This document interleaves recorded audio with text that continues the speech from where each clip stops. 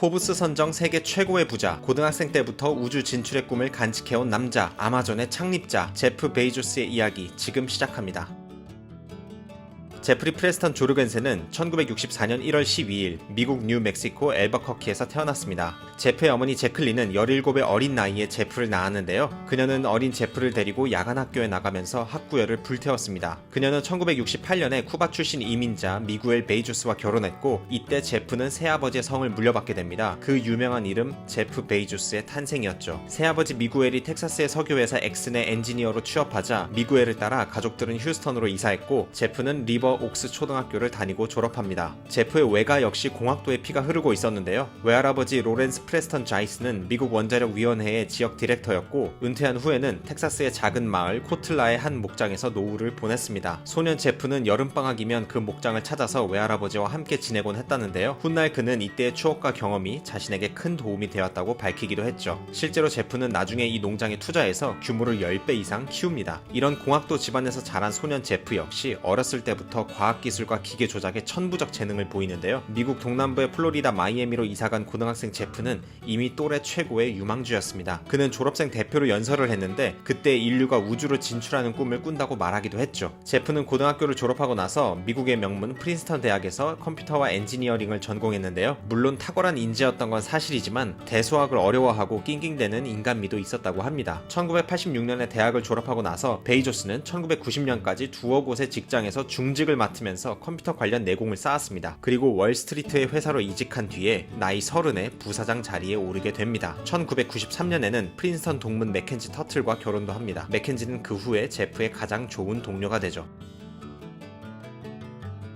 제프 베이조스의 인생 곡선은 당시 이미 존재했던 인터넷 기술이 특이점을 돌파하고 있었던 1980년대 말부터 1990년대 사이에 급격히 달라지기 시작합니다. 월드와이드웹이 등장하고 이미지를 표시하는 최초의 웹브라우저 모자이크가 출시된 데 이어서 대표적인 검색 엔진 야후, 웹브라우저의 강자 넷스케이프가 선을 보이면서 이때 당시 인터넷은 무한한 잠재력을 가진 채 폭발적인 발전을 이룩하게 됩니다. 제프는 컴퓨터와 엔지니어링을 전공했고, 계속해서 컴퓨터 관련 일을 하면서 컴퓨터와 인터넷이 갖고 있는 잠재력과 발전 곡선을 피부로 느끼고 있었습니다. 1994년 제프 베이조스는 모든 영광과 안정적인 커리어를 저버리고 자신의 집 차고로 돌아오게 됩니다. 당시 미국에서는 많은 젊은이들이 컴퓨터 소프트웨어 그리고 인터넷 개발에 달려들고 있었는데요. 제프가 택한 길은 조금 달랐습니다. 그는 인터넷을 만들기보다는 그걸 이용하려고 했죠. 그는 온라인 네트워크를 이용하여 무엇을 팔면 좋을지 오랫동안 고심해 왔습니다. 그리고 통신 판매가 가장 활발하게 이루어지던 20개의 품목들을 리스트로 뽑아 놓았죠. 그리고 그의 눈에 최종적으로 들어온 건 바로 책이었습니다. 그렇다면 이제 필요한 건 단 하나, 고객들이 그 모든 책들을 찾아보고 곧바로 주문까지 할 수 있는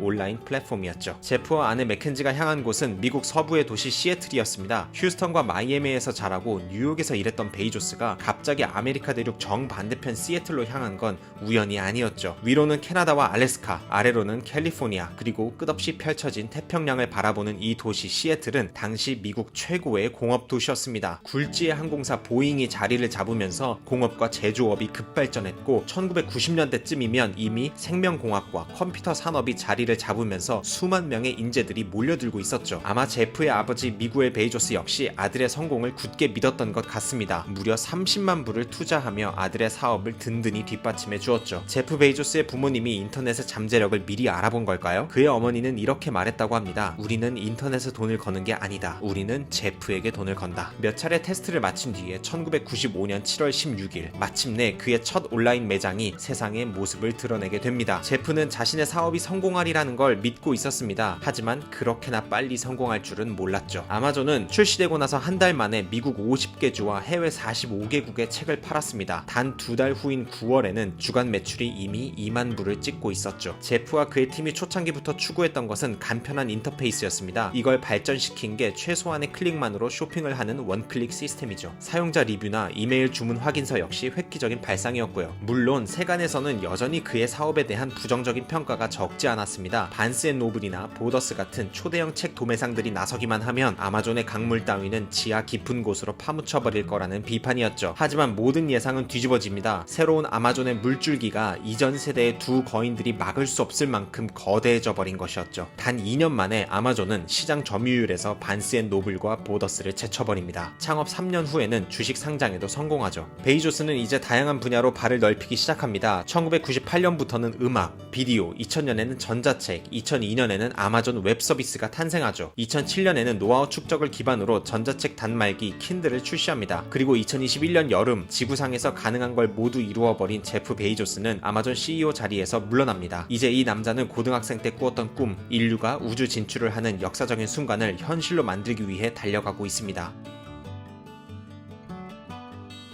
제프 베이조스가 항상 강조하는 6가지 핵심 가치들이 있습니다. 고객 집착, 주인 의식, 행동 중심, 소박함, 까다로운 고용 절차, 그리고 혁신입니다. 가장 중요한 것은 역시 극한의 고객 중심주의입니다. 제프의 비전은 아마존을 고객이 온라인에서 구경하고 구매하기를 원하는 모든 것을 갖춘 곳으로 만드는 겁니다. 이 철학은 아마존을 세계 최고의 기업으로 성장시킨 원동력임과 동시에 직원들에게 지나치게 가혹한 근무 환경을 만들어낸 주범이기도 하죠. 한 인간의 삶은 복잡한 여러 측면들을 갖고 있습니다. 제프 베이조스처럼 엄청난 성공을 거두며 달려온 사람에 대한 평가는 더욱 엇갈릴 수밖에 없죠. 누군가는 그를 기회주의자라 부를 것이고, 누군가는 그를 자기 일에 몰두한 성덕으로, 누군가는 그를 방대한 데이터를 근거로 움직이는 철저하고 신중한 사람으로 평가할 겁니다. 제프 베이조스의 인생 철학은 후회를 최소화하는 삶입니다. 어쩌면 우리는 가까운 미래에 우주 여행에 성공한 제프 베이조스를 볼 수 있을지도 모르겠네요. 지금까지 세계 최고의 부자이자 아마존의 창립자 제프 베이조스에 대한 이야기였습니다. 시청해주셔서 감사합니다.